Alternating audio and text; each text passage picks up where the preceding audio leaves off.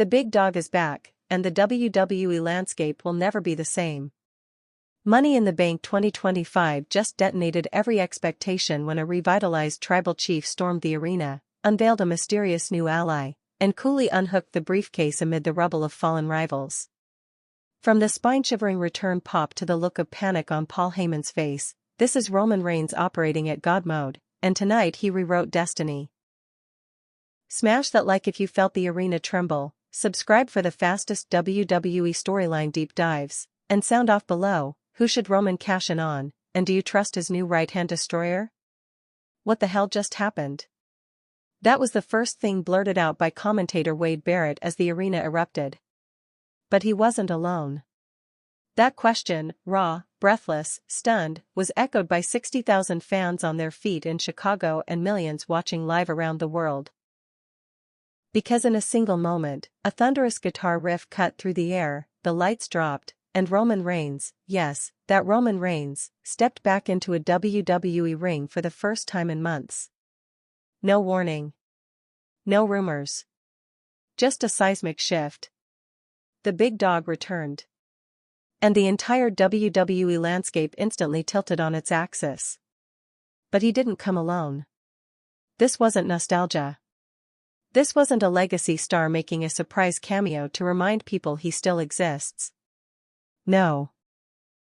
This was the tribal chief, reborn with purpose, power, and a brand new enforcer who looked like he eats steel for breakfast. Roman didn't just show up. He conquered. In a MITB match already overloaded with high-stakes stars and carnage, he walked in, decimated everything in his path, and unhooked the briefcase with a calm, terrifying sense of inevitability. He didn't come to say I'm back. He came to say, this island still belongs to me. Let's be real. Money in the Bank 2025 was already shaping up to be a headline-grabbing night. You had Seth Rollins defending, Cody Rhodes circling the belt again, Solo Sikoa teasing a new bloodline. Rumors swirled about surprise entrants, but no one, predicted this. When Roman's music hit, the roof came off. And then came the silence. Not because people weren't cheering, but because reality hadn't caught up yet. You could see it in the audience. One guy's nachos froze mid-bite. A kid 3 rows from the front dropped his replica title. Even Paul Heyman, ever the Oracle, looked like he'd seen a ghost. Because Roman didn't just return. He returned at the power-shifting moment of the year. And now he holds the most dangerous tool in pro wrestling, the MITB briefcase. A golden ticket to rewrite destiny. A loaded gun pointed at the heart of every champion on the roster. This video is not just a highlight reel. It's a full-blown breakdown of a WWE earthquake. We're going deep into the play-by-play of the MITB match that turned into a massacre. The mystery behind Roman's brutal new ally. How this changes every storyline going forward. What Roman's strategy might be with the briefcase, and who should be worried. And we'll do it with facts, flavor, fan theories, and a little bit of fantasy booking heat. Because this isn't just a return, it's a rebirth. The God mode version of Roman Reigns was terrifying before. But this? This is him post-ascension. This isn't just about Roman. It's about a decade-long arc coming full circle. About a company shifting gears in real time. About how one man can step back into a billion-dollar machine and instantly flip the momentum. Roman Reigns didn't just win a match. He kicked open a new chapter. WWE in 2025 is volatile. With Cody still carrying the legacy dream, Rollins clinging to greatness, and upstarts like Bron Breakker, Ilja Dragunov, and Carmelo Hayes rising fast, Roman's return threatens to erase everyone's trajectory in one calculated move. But here's the wild part, he didn't speak a single word. Not yet. So here's what you need to ask yourself before we dive in, who is this new right-hand destroyer, and what does he want?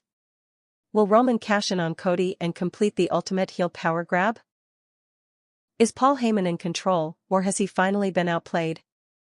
And maybe the most important question, are we ready for Roman Reigns 2.0? Because if the big dog's back, nobody's safe. Chicago. July 5, 2025. The United Center is already unhinged after a ladder match that's been pure chaos. 7 superstars lay strewn across the canvas and ringside, bodies broken, limbs twitching. Montez Ford just went through a ladder. LA Knight has a busted mouth. Carmelo Hayes is on the top rope trying to muster one last miracle. Then everything dies. The lights snap out. The Titantron blacks.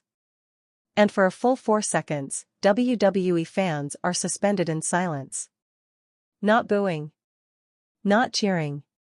Just waiting. Sensing. Dreading. Then it hits, Shield Sierra Hotel. The classic intro bleeds into a modernized tribal drumbeat. Flames explode from the stage. The screen flashes blood red. And out walks Roman Reigns. He's not wearing his usual ring gear.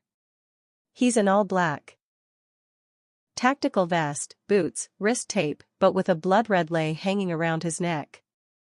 His hair is braided tighter, face a steel mask of intensity. Behind him, in silhouette, looms a massive figure. The crowd loses its mind. Some cheer. Some scream. Others just stand frozen. Phones are up. The internet explodes.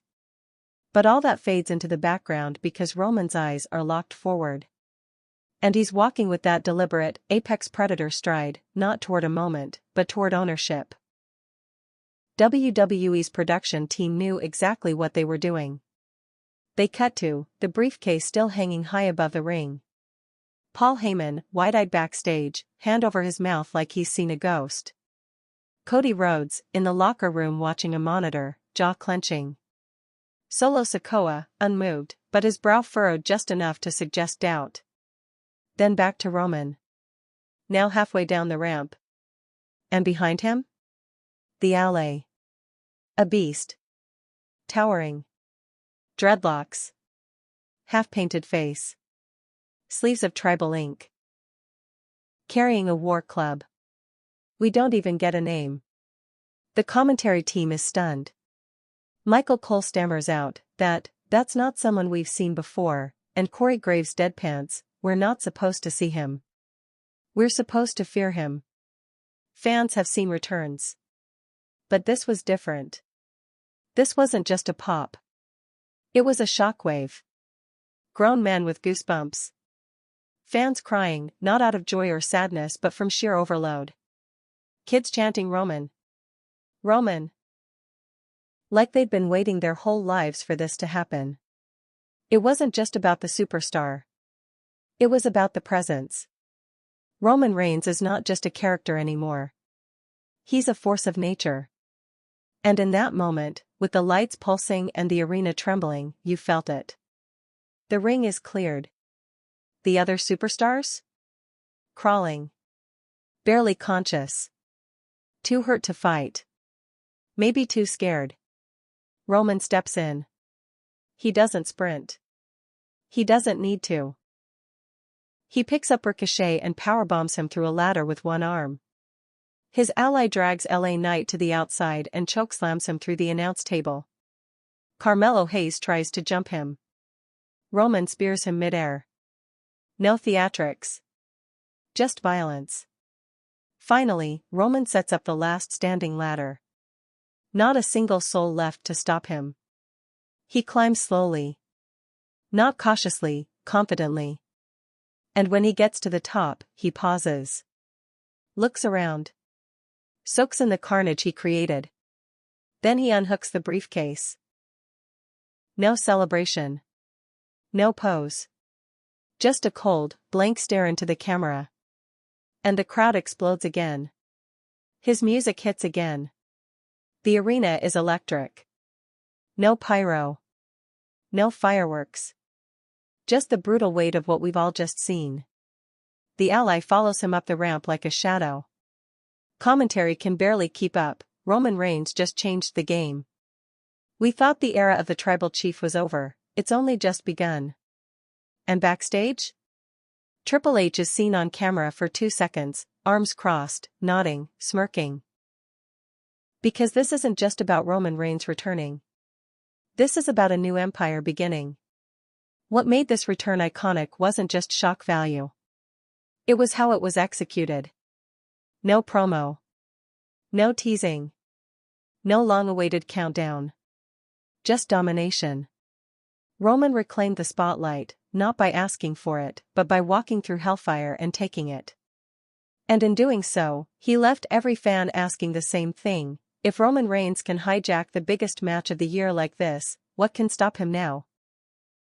Before Roman Reigns ever stepped foot into the arena, the 2025 Money in the Bank ladder match was already a car crash in slow motion. 7 top-tier competitors were booked. All with motive. All with momentum.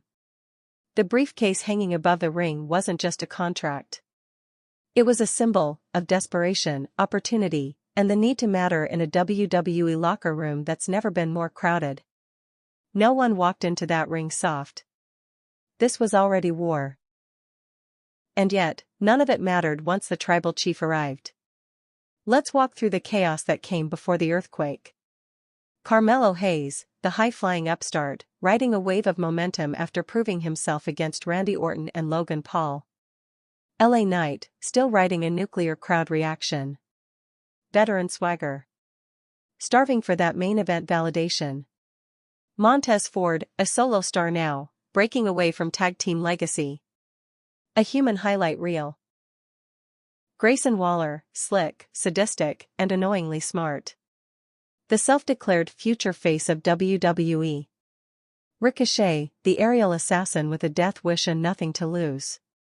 Bronson Reed, the bulldozer. No ladder match is safe with him involved. Baron Corbin, a dark horse. Past failures still haunting him.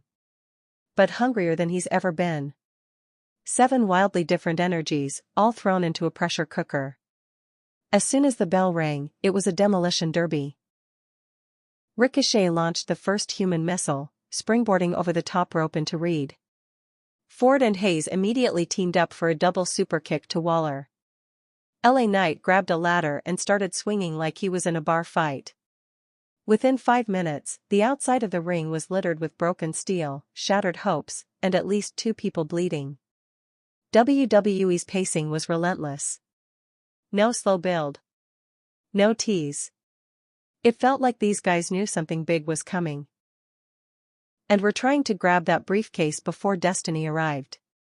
Carmelo Hayes versus Grayson Waller midway through the match, these two put on a clinic. Superkick counters, insane reversals, and a beautiful top rope Spanish fly onto a ladder bridge. The crowd screamed, "This is awesome." And for good reason.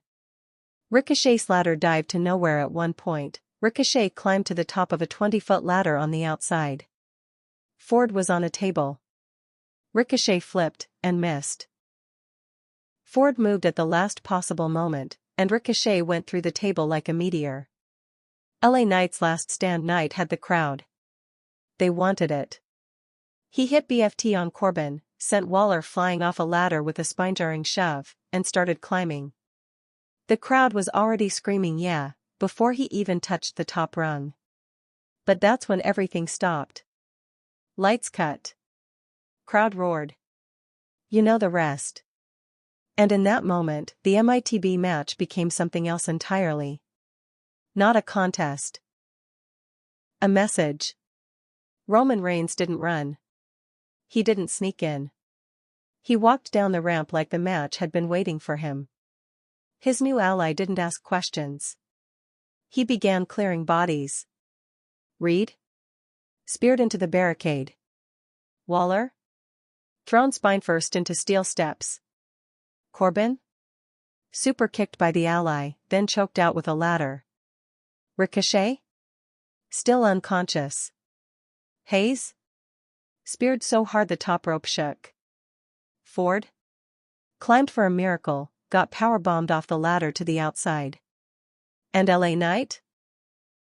He climbed again. He was right there. One rung away. Roman grabbed him by the ankle. And yanked him into a Superman punch mid-climb. It was surgical. It was merciless. It was the end. Roman didn't wait. No posturing. No delay. He climbed that ladder as if he were ascending a throne. As if gravity didn't apply to him. And when he unhooked the briefcase, it was silent for half a second before the pop hit like a sledgehammer. This wasn't the ending anyone expected. But it was the ending no one could forget. Michael Cole whispered, "History just got hijacked." Corey Graves said, "Every champion in WWE just lost sleep." And in the stands, the crowd was a mix of euphoria and existential crisis. Some cheered wildly. Others just stared, open-mouthed, like they'd watched a king return from exile with a sword in one hand and blood on the other. The 2025 MITB match started with ambition. It ended with domination. And for the 7 men who thought this was their moment? It became a footnote in someone else's legacy. Because when Roman Reigns walks in, your story ends, and his begins. When Roman Reigns stepped onto the ramp at Money in the Bank 2025, all eyes were on him, until they weren't. Because right behind him, half shrouded in shadows, stood a monster. Tall. Thick-built. Face half-painted like a tribal war god. Braids hanging wild over eyes that burned with the kind of rage you don't fake. He wore black combat gear stitched with blood-red markings and carried a Samoan war club carved with ancestral symbols. He didn't talk. He didn't blink. He didn't need to. And in 10 minutes of destruction, he made it clear, he's not Roman's backup. He's Roman's weapon. But the million-dollar question is, who is he? WWE gave us nothing. No Titantron intro. No commentary confirmation. No backstage rumor drop. Not a single official tweet. The man who walked behind Roman Reigns had no nameplate. No origin story. No known ties. Just power. It's as if he didn't debut, he arrived. Deliberate. Controlled. Precise in his savagery.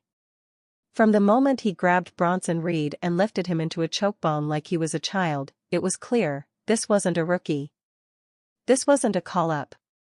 This was someone trained for one thing, destruction in service of the tribal chief. The internet did what the internet does. Within minutes of MITB ending, fans were pulling screenshots, reverse-searching tattoos, analyzing movement patterns. Here are the top theories. The most obvious theory. Jacob has long been connected to the Anoa'i family lineage. Known from MLW, he's been a quiet monster on the indie circuit for years. Violent. Explosive. Unapologetically Samoan. WWE has long been rumored to have interest. Could this finally be his unannounced arrival? Similar frame and hairstyle. Signature moveset aligns, Samoan drop, pop-up Samoan spike. Storyline fit is almost too perfect. Jacob Fatu is loud. Charismatic. This ally was silent. Focused. More soldier than showman. Some think this is a complete repackaging of an NXT or developmental talent, someone like Zion Quinn or even Parker Boudreaux with a total reboot. The painted face. The lack of branding.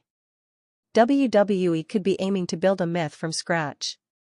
WWE loves mystery angles and character reboots. The Allies' gear and presentation seem engineered to reset expectations. Too tall. Too lethal. Whoever this is has not wrestled like this on TV before. This is trained violence, not just good production. A rogue theory but gaining steam. What if this man isn't a wrestler at all, yet? What if he's a real-life cousin from Roman's extended family, brought in with a military/MMA background and trained behind the scenes for a year or more? Roman's emphasis on blood over experience. The tribal chief branding demands loyalty, not fame.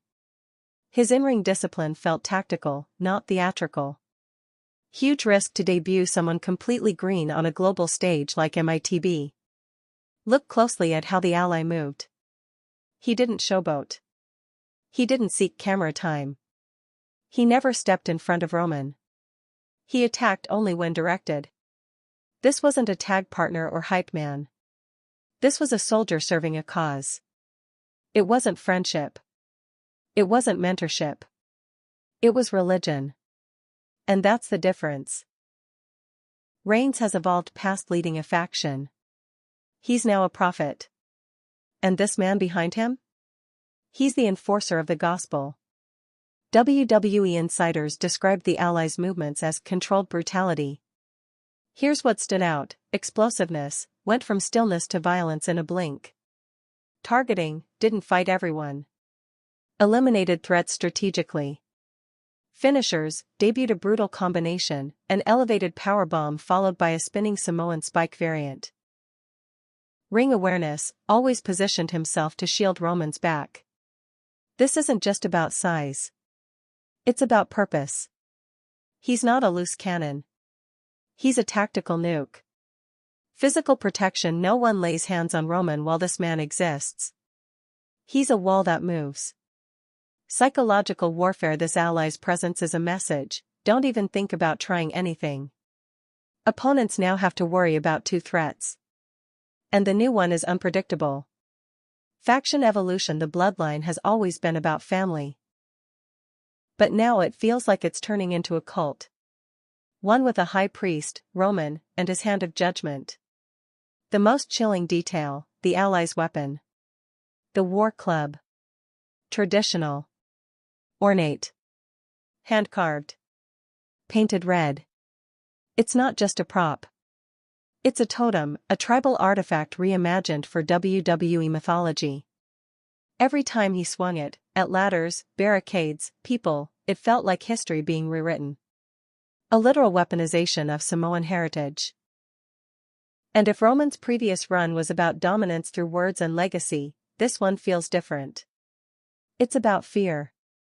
And this new ally is fear incarnate. WWE has done something brilliant. By saying nothing, they've made this figure into a walking question mark. And questions are fuel. Every week this man doesn't speak, doesn't reveal his name, doesn't blink, the story grows. Because eventually, that name will drop. And when it does, it won't just reshape the bloodline. It will reshape the power structure of WWE itself. Before there was God mode, before the table, the lei, the tribal branding, or the MITB briefcase hanging in Roman's hand like fate on a chain, there was a moment in 2020 when everything changed. The big dog didn't evolve. He snapped. Roman Reigns went from company man to conqueror, and in doing so, reshaped the WWE era in his own image. This is the story of how we got here. Not the watered-down version. The real one. It started at SummerSlam 2020. The Fiend had just taken the title off Braun Strowman. The match was weird. Brutal. Chaotic. Then, out of nowhere, spear. Roman returned after months of absence, shredded, serious, no vest, no smile, and said 3 words without saying anything: I run this. And just like that, we were in a new timeline. He aligned with Paul Heyman, shock move number 1. The former mouthpiece of Brock Lesnar suddenly whispered for a new god. And Roman didn't just wear gold. He turned it into a crown. Over the next 12 months, Reigns cut through WWE like a scalpel. Jey Uso, his own cousin. Beaten down until he acknowledged Roman as tribal chief. This wasn't just physical dominance. It was emotional warfare. Roman broke Jey's spirit, then made him his right hand. Kevin Owens, 3 PPVs. 1 steel cage match. Chairs. Handcuffs. Carnage. KO never backed down. Roman never lost. Edge and Daniel Bryan, WrestleMania 37. A triple threat where Reigns stacked them. Pinned them. Smirked. And walked away holding the Universal title like a trophy of desecrated legends. Every challenger wasn't just beaten, they were dismissed. And Reigns wasn't playing heel. He was rewriting what a heel looked like. Once Jimmy Uso returned, Roman completed his first empire. He wasn't just tribal chief in name. He had enforcers. He had a court. He had control. The family motif wasn't a gimmick. It was the spine of a generational saga. He turned family into followers. Turned loyalty into submission. The bloodline wasn't about tag titles. It was about lineage. It was Shakespeare meets warfare in a wrestling ring.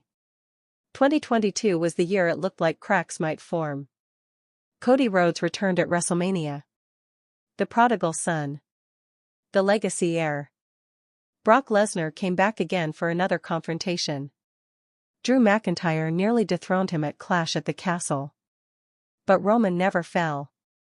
He beat Brock clean at SummerSlam in a last-man-standing match that turned ringside into a war zone. He pinned Drew in front of a screaming UK crowd. He stood tall as Cody's comeback got sidetracked by injury. Reigns stood alone. Everything that goes up, breaks. And in 2023, the bloodline started to crack. Sami Zayn infiltrated. Became family. And then turned. Jey Uso finally snapped. Jimmy followed. The Usos turned on Roman. For real this time. This was the Empire bleeding. But Roman didn't retreat. He adapted.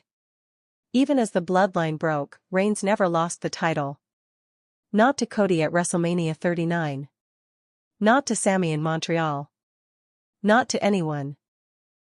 He twisted stories into mind games and matches into declarations. For most of 2024, Roman was gone. He defended rarely. Appeared selectively. Critics called it a duck. Fans debated if the Tribal Chief era was finally dying of inertia. But then came the SummerSlam swerve. Reigns dropped the undisputed championship, voluntarily. No pinfall. No betrayal. He simply walked away after a beatdown by Solo and Jimmy. Some called it weakness. Others called it calculation. He vanished. And WWE kept moving. While Roman was gone, Solo Sikoa stepped up as the heir. But the crowd didn't buy it. Jimmy Uso waffled between allegiance and revenge. Heyman seemed rudderless. And Cody? Became the guy. WrestleMania 40 finally delivered his crowning. WWE flourished, but something was missing. The spark. The unpredictability. The sense that anything could happen at any time. Roman wasn't just a champion. He was a catalyst.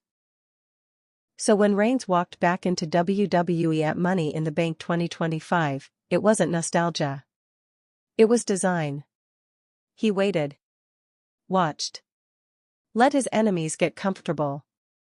Then struck with a weapon no one expected, the briefcase. It was the anti-WrestleMania moment. No lights. No banners. Just a return soaked in silence and domination. From 2020 to 2025, Roman Reigns didn't just dominate storylines. He changed the culture of wrestling. He rebranded the Universal title as his crown. Redefined heel psychology. Carried story arcs like prestige television. Used silence and stillness as weapons. Turned acknowledge me into a religion.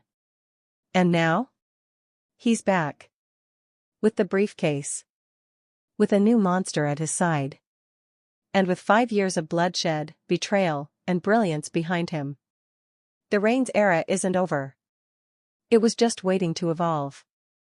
When Roman Reigns descended into the 2025 Money in the Bank battlefield and casually tore it apart, it was more than a moment, it was a detonation. And like any explosion, the damage wasn't fully understood until the smoke cleared.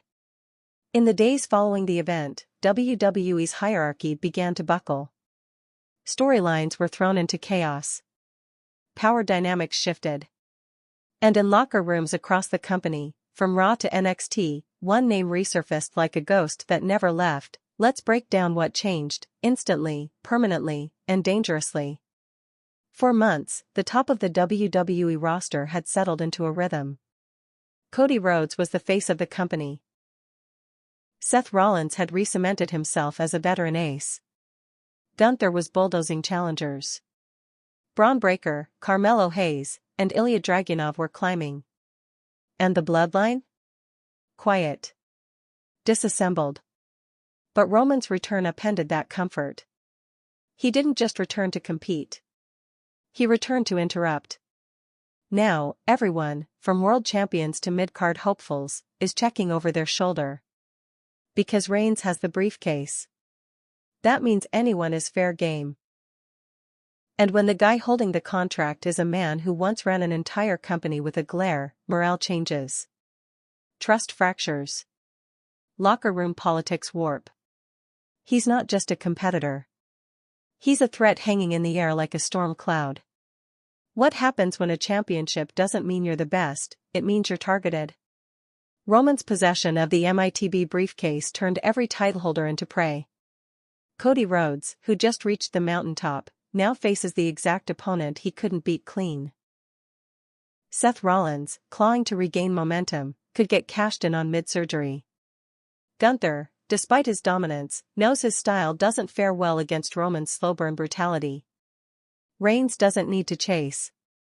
He just needs to wait.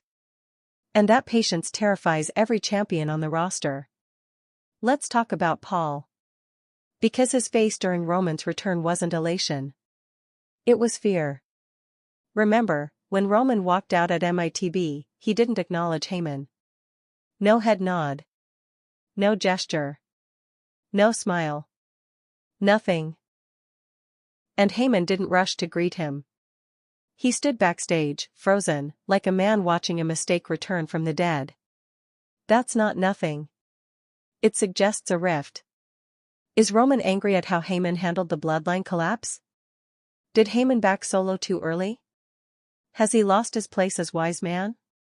And if so, does that mean this new ally isn't just muscle, but replacement? Solo Sikoa was groomed, at least on screen, as the heir to the bloodline throne. But MITB proved something brutal: he's not the successor. He was a placeholder. Reigns returning with a new, more vicious enforcer sent a clear message: this empire doesn't wait for approval. It reclaims itself. Solo's reaction, captured in a backstage exclusive, was telling. He watched Roman's win on a monitor, expressionless. Not shocked. Not proud. Just processing. This could lead to three things: submission, Solo realigns. Separation, Solo breaks off for good. Civil War 2, another round of bloodline infighting, with even higher stakes. No one has more to lose from Roman's return than Cody. He finally won the undisputed championship. Finally finished the story.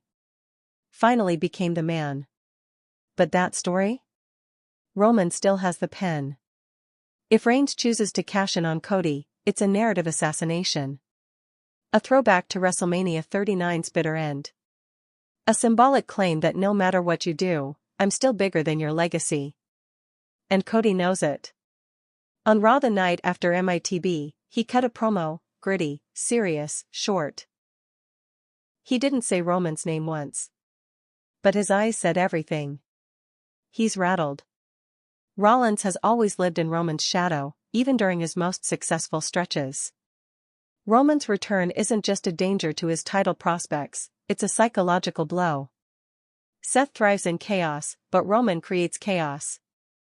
They've clashed for a decade, but never with this much uncertainty between them. Reigns now holds the kind of weapon Rollins once used to cash in at WrestleMania 31.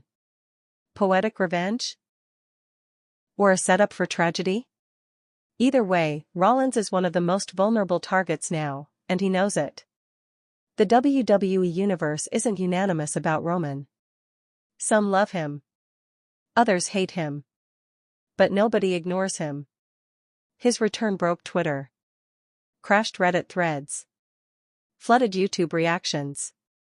His name spiked in Google searches within seconds of his entrance. Why? Because he makes wrestling feel important again. When Roman is on the screen, the stakes change. You can feel the story becoming larger than life again, like it matters. And fans live for that. Whether they want to see him dethroned or reign forever, one thing is clear: everyone's watching now. Make no mistake. Roman Reigns isn't just a character. He's a brand within a brand. His return was timed perfectly spiking viewership during a competitive quarter. Boosting international ticket sales, Reigns is set to appear at SummerSlam in London, supercharging merchandise. His Acknowledge This Return shirt sold out in 11 minutes. Cementing WWE's grip as it eyes record-breaking TV deal renewals. Reigns isn't just good for storylines. He's critical to business. Roman Reigns walked back into WWE like a man reclaiming what was always his. But he didn't walk into the same kingdom. The titles are different. The players are stronger. The alliances are shaky. And for all his power, Reigns now has something he's never had before, a timer. Because the MITB briefcase isn't forever. At some point, he has to cash in. And when he does, someone's era ends. Before Roman Reigns stormed back into the spotlight and seized the briefcase at Money in the Bank 2025, WWE wasn't in disarray, it was in motion. A loaded, fast-moving, often unpredictable machine firing on every cylinder, new stars rising, old dynasties fracturing, titles flipping hands, and a fanbase as loud and invested as it had been since the Attitude Era. But that momentum came with volatility. MITB 2025 didn't just crown a winner, it ignited a war. Let's rewind to understand how the entire WWE universe was primed for collapse, and how Roman's return shoved it over the edge. Raw has always been WWE's flagship, but in 2025, it's been the heart of legacy drama. You had three main power threads: Cody Rhodes, WWE Champion, but for how long? Since finally defeating Roman at WrestleMania 40 and capturing the undisputed WWE Championship, Cody's title reign has been both heroic and haunted. He's fought everyone: Seth Rollins in a rubber match classic, Drew McIntyre in a brutal last man standing, Gunther in a 30-minute banger in Germany, Austin Theory in a pure old-school heel showcase. Cody's mission was clear: restore honor, work rate, and heart to a belt drenched in mind games and manipulation. But his Achilles heel? The specter of Roman. No matter who he pinned, the ghost of Reigns loomed over his shoulder. Rollins, the architect turned artist, has been carrying Raw on his back, with half a knee and a full heart. He's been delivering bangers every Monday, holding the World Heavyweight title like a lifeline, stepping in when Cody needed backup, but also quietly building resentment. Because as much as fans sing his song, Rollins knows the title he holds, the World Heavyweight Championship, is still seen by many as the consolation prize. The return of Roman doesn't just threaten his health. It threatens his status. Gunther moved to Raw and never looked back.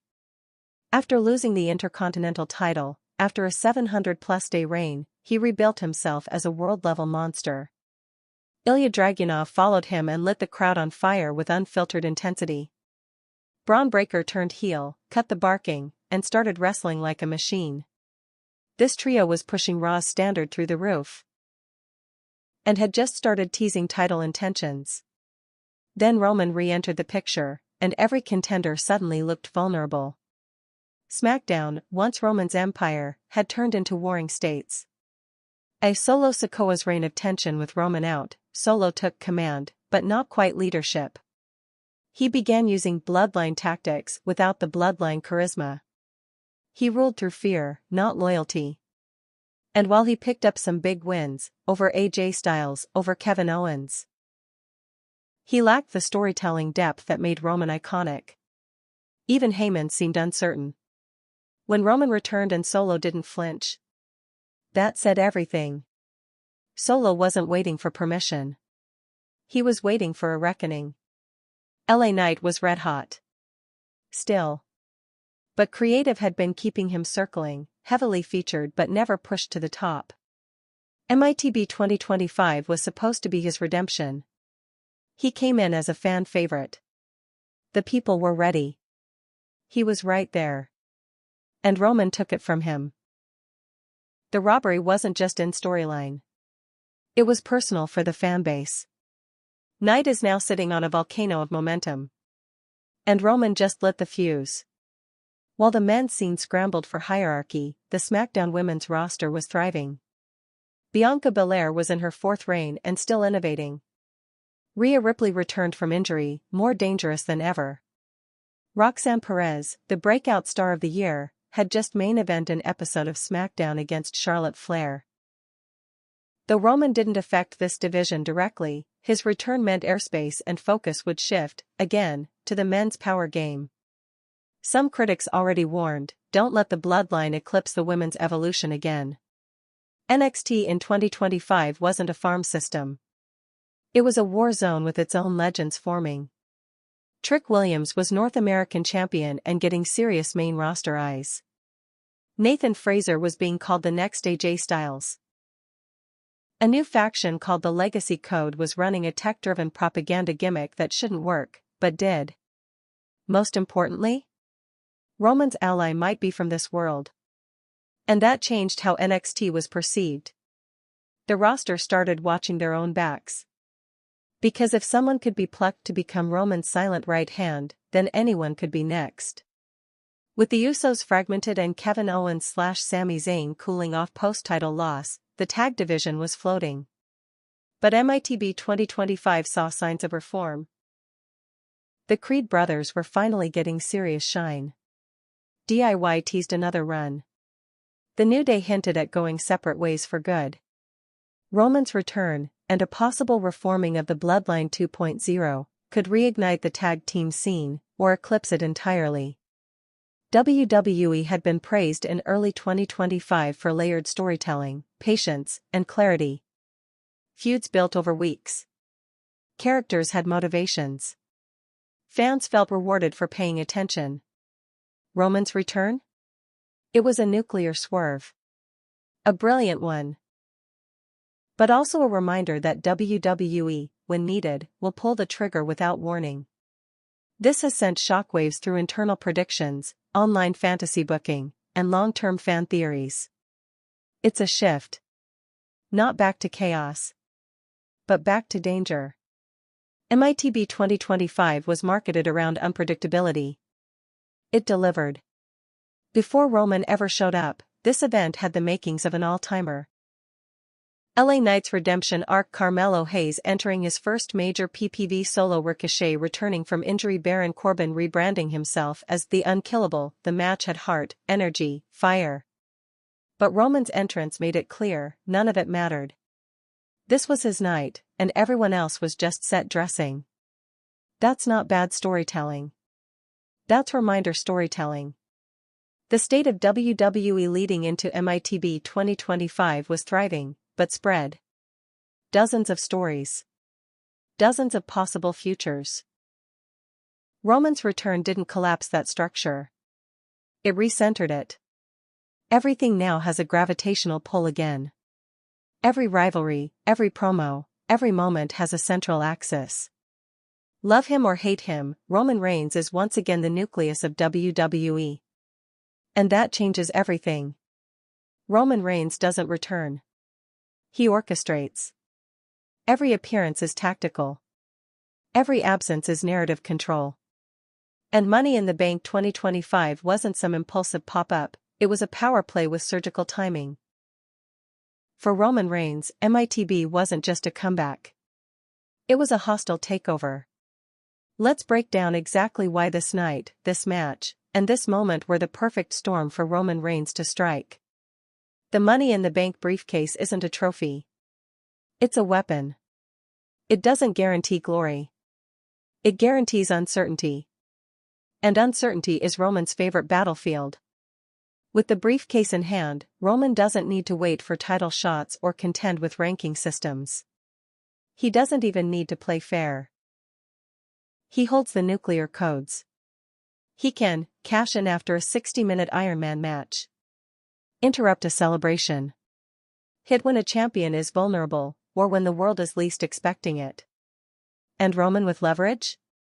Is unstoppable. Most MITB winners are underdogs. Opportunists. Risk takers. Roman? None of those. He didn't sneak in. He didn't survive. He dominated. And in doing so, he completely rebranded the concept. Now, the briefcase isn't just about seizing opportunity.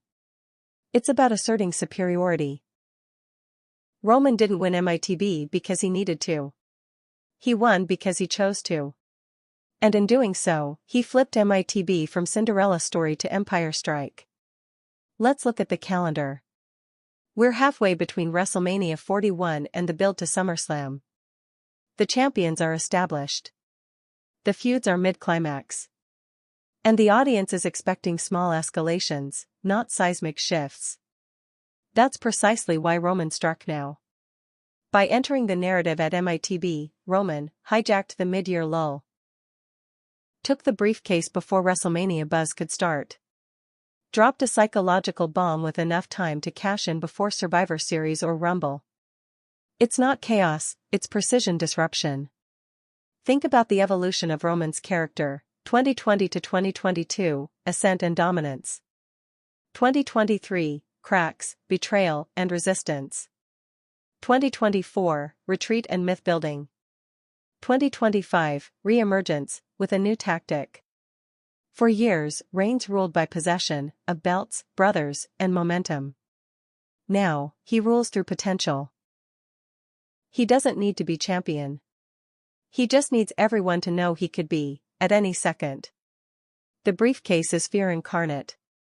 And Roman wears fear like gold. Let's talk about Roman's 3 most likely targets, and why each one represents a specific power shift. Cash in on Cody, and Roman retakes the crown he never lost in a match. Destroys Cody's finished story. Nullifies the greatest feel-good arc in modern wrestling. More importantly, he reframes his own narrative. No longer the champion who overstayed, now the rightful king who outplayed the system. A Cody cash-in isn't just about the title. It's about erasure. Roman and Seth are destined. Their arcs are woven. But Rollins has what Roman lacks right now, the other title. The workhorse belt. The one being defended weekly. A Roman cash-in on Seth reinforces dominance over his old Shield brother. Ends the argument that Roman avoids work-rate matches. Crushes the idea that Rollins is the real face of Raw. This wouldn't be a cash-in. It would be a correction. Gunther is a beast. Untouched. Unbothered. But even he isn't prepared for Roman Reigns. Cash-in on Gunther, and Roman conquers a man built as unconquerable. Crosses brand lines and destabilizes both shows. Elevates himself into a new tier of cross-brand supremacy. This would be about legacy versus legacy. A king fighting a warlord. And only one crown survives. Roman doesn't cash in blindly. He cashes in with strategy. That's where the new enforcer comes in. Imagine a surprise cash-in.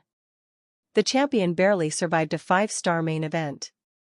And before the bell even rings, Roman's ally destroys the wounded champion with a war club. Then Roman calmly walks down, briefcase in hand, like a surgeon walking into the OR.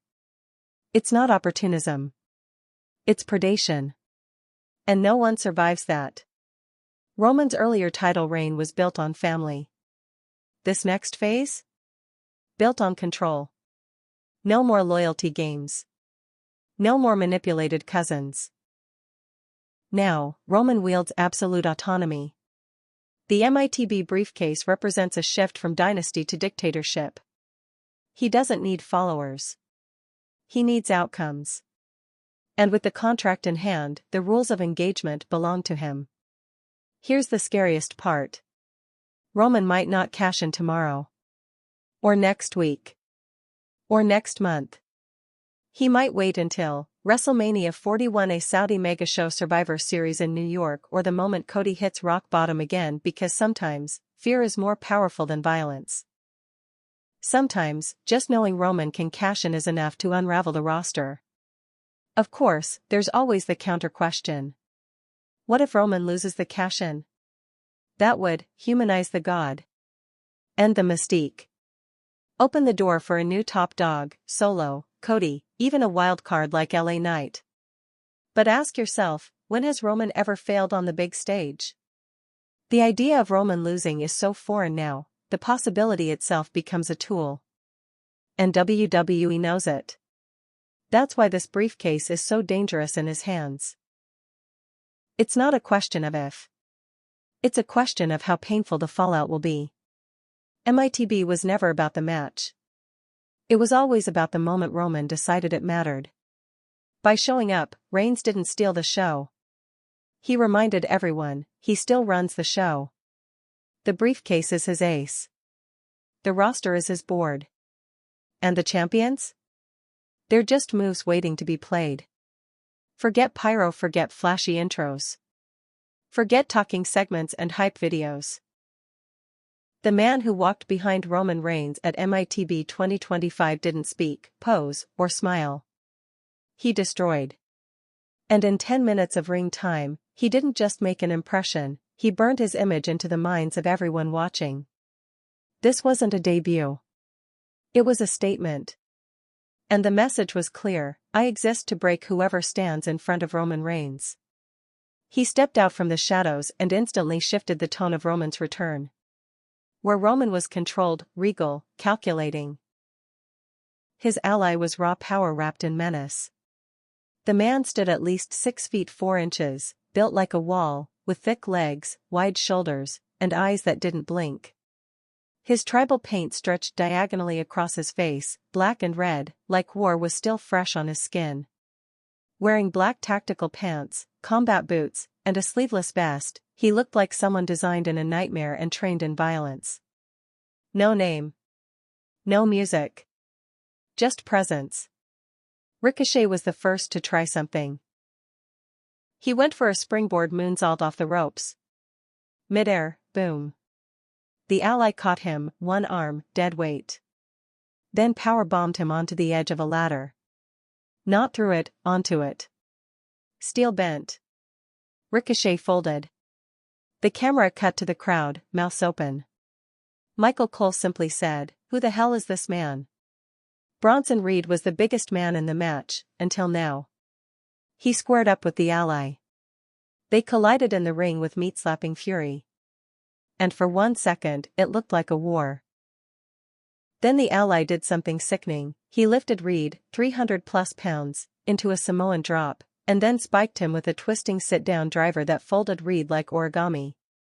It wasn't just brute strength. It was technique. Deadly, intentional, high-impact violence. Carmelo Hayes was nearly at the top of the ladder. Fans were behind him. MITB could have been his night. Cue the ally. He climbed behind Hayes like a ghost rising from the dark. Then, headbutt. Hayes dropped 3 rungs. Second headbutt. Hayes collapsed. Then the ally tossed him off the ladder and threw a table below like he was made of paper. The crowd gasped. And the camera caught the ally smiling, just for a moment. This one hurt. LA Knight had the fans in the palm of his hand. He'd fought tooth and nail, fended off 4 different attacks, and nearly grabbed the briefcase. Then the ally came in. Knight tried to fight back, he landed a couple of punches, a jumping knee, even hit a desperation DDT. And it looked like maybe. Just maybe. Then he got snatched mid-bounce and chokeslammed onto the ladder bridge outside the ring. The crowd roared, and then immediately booed. Because this wasn't just a heel beatdown. It was a robbery. Knight was supposed to have his moment. And this monster took it. Nothing defined this man more than the object in his hand, a tribal war club, carved, blood red, wrapped in leather. Ancient symbols etched into it. It wasn't decorative. It was lethal. He used it like an extension of his rage. Cracked Waller across the back of the head. Smashed a ladder in half like it was cardboard. Slammed it into Corbin's ribs and left him gasping. Each swing felt ceremonial. Like an executioner performing a rite. He didn't shout. He didn't taunt. He didn't even acknowledge the audience. He only acknowledged Roman. And that's what made him terrifying. He wasn't there to steal the spotlight. He was there to protect it.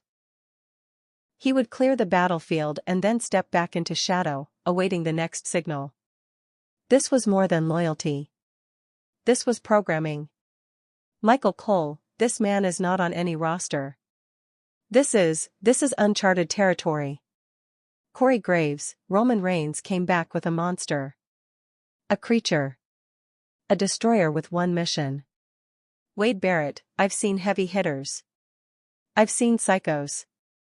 I've never seen this kind of discipline and carnage. Every voice on commentary was stunned. Because this wasn't debut nerves. It was debut control. Like the man had been waiting for this night his entire life. After Roman unhooked the briefcase, the ally followed him up the ramp without turning around once. He didn't check on the bodies he left. Didn't look back at the chaos. He simply shadowed Roman, step for step. Backstage, the camera caught a moment. Roman turned his head slightly. Gave a nod. The ally nodded back. And the screen faded out. That one nod? It told us everything.